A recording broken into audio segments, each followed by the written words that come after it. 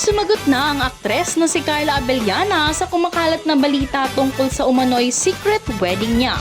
Sa exclusive interview ni Abante Entertainment editor June Lalin, sinabi ni Carla na totoo man o hindi ang mga paratang, mas pinili niyang gawing pribado ang mga usaping may kinalaman sa kanyang buhay pag-ibig.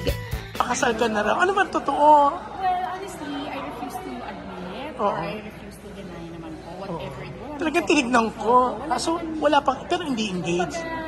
Whether it's true or not, parang it's something I would honestly like to keep private. Matapos ang naging kontrobersyal na hiwalayan nila ng aktor na si Tom Rodriguez, tila mas maingat na ngayon ang aktres at ayaw nang maging bukas sa publiko ang kanyang personal na buhay.